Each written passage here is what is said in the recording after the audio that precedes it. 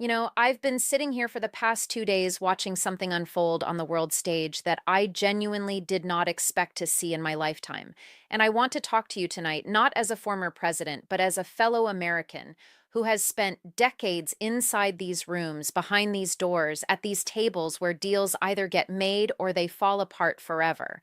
Because what just happened between the United States and Canada is not a news story. It is not a trade dispute headline that scrolls across the bottom of your screen and disappears by morning. What just happened is a moment. But before moving forward, if you are genuine loyal to the country and want to be the most powerful and peace nation in the world, then subscribe to Racial Maddo Facts channel and comment, where are you watching from? The kind of moment that gets studied in foreign policy classrooms 20 years from now. The kind of moment that changes how every country on earth calculates their relationship with the United States for a generation. Donald Trump begged Canada. I want you to sit with that for a second. The man who built his entire political identity, his entire brand, his entire mythology around never showing weakness, never asking, never needing anything from anybody. The man who spent the better part of 2 years telling Canada they should be honored to be the 51st state, the man who slapped tariffs on Canadian steel and aluminum and called it a matter of national security. That man stood in front of the cameras and begged, and Mark Carney looked him in the eye in front of the entire world and said, "No, now I've been around long enough to know that moments like this don't happen in a vacuum. There's always a story behind the story." There's always a longer arc that explains how two countries that share the longest peaceful border on the planet ended up here in this place with this level of public rupture. And tonight, I want to walk you through all of it. What happened, what it means, and what I believe comes next. I want to do it honestly the way I wish more people in public life would talk about these things because the American people deserve honesty right now. Not spend, not branding, honesty. Let me tell you what I know about the United States and Canada, because I didn't just read about this relationship in briefing books. I lived it from behind that desk in the Oval Office. When I was president, I signed NAFTA into law in 1993. I remember that day. I remember what it meant. I remember the arguments on both sides. The labor unions worried about jobs going south. The economists arguing about efficiency and growth. The Canadians and Mexicans sitting across from us trying to figure out whether we were partners or predators. We chose partners. And for 30 years, that choice held.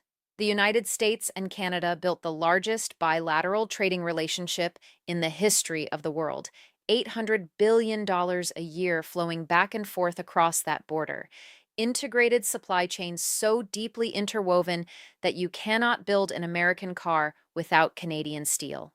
And you cannot run a Canadian energy sector without American capital. We are not just neighbors. We are each other's economic circulatory system. I understood that when I signed NAFTA. George W. Bush understood it. Barack Obama understood it. Even in his first term, with all the noise and all the tariff threats, there was still enough institutional memory on both sides to renegotiate rather than rupture. That became USMCA in 2020. A new agreement, imperfect like all agreements, but functional, built on the recognition that you do not blow up a 30-year partnership over short-term political theater. But here's the honest truth about what has happened since then. Something broke, not all at once, not dramatically. It broke the way trust always breaks, slowly and then suddenly, tariff after tariff, insult after insult. The 51st state rhetoric that Canadians heard no. The suggestion that Canada was somehow taking advantage of the United States, that this foundational partnership was actually a bad deal, that our closest ally and largest trading partner was an adversary in disguise. And then the moment that I think truly changed the calculation in Ottawa forever, when Trump looked at Canadian leaders and said, essentially, you need us more than we need you. Sovereignty is negotiable. Your independence is a courtesy we extend. Canada heard that. Canada remembered it. And Mark Carney, who is not a career politician playing games, who is a man who ran the Bank of Canada and the Bank of England, who understands global capital flows the way most people understand their grocery list. Mark Carney made a decision he was not going to come to the table from a position of fear. So when people ask me, was this public rejection inevitable? I say, no, it was never inevitable. But it became a lot more likely the day this administration decided that humiliating an ally was a strategy rather than a mistake. Now, let me walk you through what we actually know, because in moments like this, facts matter more than anything. On March 4th, 2026, the United States imposed 25% tariffs on Canadian goods, citing national security and trade imbalance concerns. Canada responded immediately with retaliatory tariffs targeting $17 billion in American exports. American farmers in Michigan, Ohio, Pennsylvania, Wisconsin began feeling that almost immediately. Dairy farmers, auto part manufacturers, lumber companies, real people with real businesses built on 30 years of integrated trade. Within weeks, the economic data started coming in ugly. American consumer prices on goods with Canadian components began rising. Supply chains that took decades to build started showing stress fractures. American auto manufacturers began warning publicly that production timelines were being disrupted. Republican senators from border states started making phone calls that the White House did not enjoy receiving. And then, the moment that nobody in the trade analysis community predicted the meeting, Trump and Carney face to face, cameras rolling, the entire diplomatic world watching. And here's where I need you to pay very close attention, because what Trump said in that meeting was not a negotiating position. It was not a strategic demand wrapped in tough language. What Trump did in that meeting was ask Canada to come back, to ease tensions, to find a path forward. He said in front of those cameras in language that every trade diplomat in every capital on earth immediately recognized for exactly what it was. He said he wanted a deal. He begged. And Carney, calm as a man who has studied global financial markets during crisis, looked at him and said, Canada will not be annexed. Canada will not negotiate under threat. Canada will engage as an equal partner, or Canada will not engage at all. The answer was no. Now, that last part, that is where things start to get genuinely complicated, because this was not just a diplomatic setback. This was a structural signal that the entire pressure campaign had failed. And I want to explain why that matters so deeply. Here's something I learned sitting in that chair. When you apply maximum pressure to an ally, you're making a bet. The bet is that their need for the relationship is greater than their need for self-respect. That bet works sometimes. It worked in certain trade negotiations in the 1990s, but it only works when the other side believes that backing down is survivable domestically. When you humiliate a partner publicly and repeatedly, you change their domestic political calculus entirely. You make it impossible for them to give you what you want, because giving you what you want now looks like surrender. Trump did not just apply pressure to Canada. He made pressure the whole relationship. And in doing so, he handed Mark Carney something extraordinary. He handed him a mandate. Because every Canadian who heard those 51st state jokes, every Canadian who watched their country be spoken about like a subordinate province, every Canadian who saw their national identity treated as a bargaining chip, they all became Carney's political backbone the moment he walked into that room. Carney did not say no despite the political risk. He said no because of the political strength those insults had accidentally given him. Now, I want to talk about something that does not make headlines as easily as dramatic rejections and tariff numbers, but matters just as much, maybe more. What this moment does to the architecture of American global leadership. There's a reason the United States built a rules-based international order after World War II. We did it not because we were naive idealists, but because we were strategic realists who understood something fundamental: that a world of rules, even imperfect rules, is a world where American power compounds over time, that allies who trust you multiply your strength, that partners who fear you eventually find other partners. When I was president, and we had trade disputes, and we had serious ones with Japan, with the European Union, with China, in its early WTO days, we used mechanisms. We used the WTO dispute resolution process. We used bilateral negotiations conducted through proper channels with proper legal frameworks. Even when I was frustrated, even when I thought we were getting a bad deal, I understood that the process was not separate from the outcome. The process was part of the outcome. What happened in that room with Carney was the world watching the United States try to use presidential personality as a substitute for institutional strategy. And Canada said no. Not just to the specific ask, no to the entire framework. Let me put it in terms that every American can understand. Imagine you have a business partner you have worked with for 30 years. You built something together, it works. Then one day you start telling people he is actually your employee. You start publicly demanding he restructure your agreement on your terms, or you will find ways to make his life difficult. You insult him at industry events. You question whether the partnership ever benefited you. And then after all of that, you walk into a meeting and ask him to give you favorable terms because you need them. That partner is going to say no, not because he cannot see the benefit of the relationship, but because yes, at that point would cost him everything. That is what just happened on the world stage in front of every watching government, in front of Beijing, in front of Brussels, in front of every country that is now recalculating their own relationship with Washington. And that brings me to a question that I think has to be asked, even though asking it makes some people uncomfortable. Who benefits from this outcome? Not politically, I'm not going there. But strategically, because when the United States begs an ally and gets rejected publicly, there are actors in this world who watch that happen and see opportunity. China has spent 15 years trying to convince the global south that American leadership is unreliable. They just got a case study delivered to them free of charge. Russia watches NATO cohesion strain under the weight of an unpredictable Washington and files it away. Every country currently deciding whether to align more closely with American institutions or seek alternatives. Just watch Canada, a country that shares a 5,500-mile border with the States, say publicly that the relationship needs fundamental repair before business can resume. I'm not saying this to score points. I'm saying it because I believe the American people have a right to understand the full ledger of what these decisions cost. Now, let me tell you what keeps me up at night because I think you deserve honesty about where this could go from here. Scenario 1 is the best case, and even the best case is harder than it sounds. Trump recalibrates. The administration quietly walks back the most aggressive tariff postures.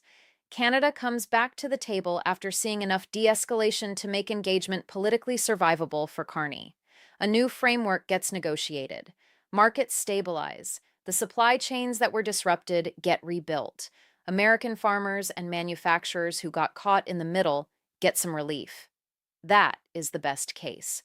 But even that scenario requires something this administration has not shown a great capacity for: quiet de-escalation, giving ground without calling it victory, allowing the other side to walk back to the table with their dignity intact because Carney cannot say yes to a deal that looks like capitulation any more than Trump can. The politics on both sides of that border are now locked. Getting to yes from here requires statesmanship, real statesmanship, not a social media post. Statesmanship. Scenario 2 is what I think is most likely, if nothing changes, a prolonged economic standoff that grinds down both sides. The tariffs stay, the retaliation stays. American businesses that depend on integrated North American supply chains keep absorbing costs that eventually get passed to consumers. Canadian businesses adapt slowly and painfully, finding alternative markets in Europe, in Southeast Asia, in places that were previously secondary relationships. And here's the part that should concern every American, regardless of party. Canada is very good at finding alternative relationships when it has to. They have done it before, and every Canadian export dollar that flows toward Europe or Asia instead of the United States is a dollar of leverage we surrender voluntarily. Meanwhile, the American businesses caught in the middle, the auto parts suppliers in Michigan, the dairy farmers in Wisconsin, the lumber companies in the Pacific Northwest, they keep absorbing costs and they keep making phone calls to their senators. And those senators keep having increasingly uncomfortable conversations with the White House. Scenario 3 is regional fracture. And I want you to understand this is not hypothetical. The moment Canada said no publicly, every member of the G7 updated their internal analysis of Washington. Our European allies are already managing their own tariff disputes with this administration. Japan is watching. South Korea is watching. If the image that solidifies in the minds of allied governments is that the United States applies maximum pressure, gets publicly rejected, and has no clear path to resolution, then the coalition democratic nations that has underwritten global stability for 80 years starts to develop fractures that bad actors will absolutely exploit. This is not abstract. This is how the post-war order actually breaks, not in one dramatic moment, but in 100 recalibrations by 100 governments who quietly decide that Washington is too unpredictable to fully rely on. Scenario 4 is the one that concerns me most as someone who spent 8 years thinking about American power. Long-term strategic repositioning. Canada began systematically reducing its dependence on American markets, not dramatically, not hostilely, but methodically diversifying trade relationships, building alternative supply chain, investing in domestic production capacity for categories where American supply was previously taken for granted. And in doing so, Canada begins a process that once started is very hard to stop. Regardless of what any future administration does, the relationship does not end, it diminishes. And a diminished relationship with Canada does not just cost us economically, it costs us the model. Because if Canada, the country that is culturally closest to us, historically most aligned with us, geographically bound to us, if Canada successfully demonstrates that reducing dependence on Washington is survivable and perhaps even strategically wise, then that demonstration is visible to every other country making similar calculations. You can win a tariff argument and lose the architecture of American influence at the same time. That is what I'm worried about. That is what keeps me up at night. Now, I want to come back to something I said at the beginning because I think it matters more than any of the geopolitical analysis. There are American workers right now who are caught in the middle of this auto workers in Detroit, whose production lines depend on Canadian parts that are now subject to tariffs. Farmers in border states who built their businesses on Canadian market access and are now watching those markets close. Small manufacturers who never thought about trade policy because it never affected them and who are now getting crash courses in the difference between tariff theory and tariff reality. These are not abstractions. These are people, and they did not cause the situation. They did not choose the situation. They are living inside it. Whatever I think about the decisions that led to this moment, my first thought and my last thought are with them. Every concern I have raised tonight is not about political positioning or historical legacy. It is about the human cost of strategic miscalculation. The worker in Toledo who cannot get a straight answer about whether his plant is going to absorb the tariff costs or reduce his hours. The farmer in Minnesota who planted his crop based on market assumptions that no longer exist. The small business owner who signed a supply contract 6 months ago that now puts her underwater. They deserve better than this. They deserve a trade policy built on strategy rather than personality. They deserve a relationship with Canada that reflects 30 years of genuine mutual benefit rather than a narrative about winners and losers. That serves the politics of the moment rather than the interests of the people. Here's what I'm asking. I'm asking Congress to do its job. Trade authority in this country constitutionally flows through Congress. The tariffs that are causing this disruption were imposed using executive authority that Congress has the power to reclaim. I'm not saying Congress should run foreign policy. I'm saying Congress should assert the institutional role the founders gave it as a check on exactly this kind of unilateral economic brinkmanship. I'm asking the administration to tell the American people what success looks like. What is the specific, measurable outcome that ends this standoff? What does Canada have to do? What does the United States have to offer in return? What is the framework? Because begging without a framework is not negotiation. It is just begging. And I'm asking every American to understand that trade policy is not an abstraction.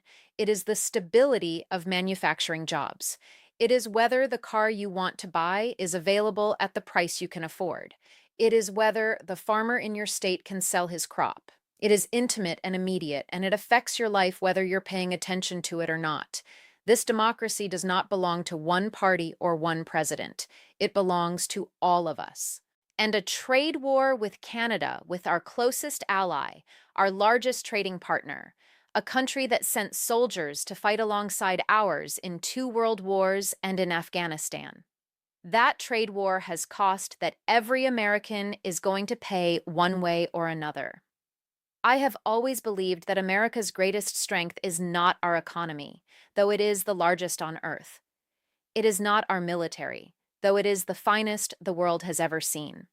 And it is our capacity to correct course, to look at a situation clearly, acknowledge what is not working, and make the adjustment. We have done it before on trade, on alliances, on strategies that stopped making sense. We can do it again, but only if we are honest about where we are. Only if we are willing to say that a president begging Canada and getting rejected on camera is not a minor diplomatic awkwardness. It is a signal. It is a signal about the limits of pressure without strategy. A signal about what happens when you treat allies like adversaries long enough that they start to act like adversaries. A signal about the difference between strength and the performance of strength. Real strength, the kind I saw up close for 8 years in that office, the kind that actually moves the world, is not about who blinks first or who sounds toughest in front of a camera. Real strength is building relationships that are resilient enough to survive disagreement. Real strength is having a strategy that outlasts a news cycle. Real strength is the kind of power that compounds over decades because the people you need are genuinely with you rather than quietly looking for the exit. Canada just told us something important, not about Canada, about us, about what we look like from the outside right now, about the gap between how we see ourselves and how we are being seen. I hope we are listening. I hope someone in that building on Pennsylvania Avenue is sitting with what happened in that room and asking the hard question, not who won the moment, but what does this mean for the next 10 years?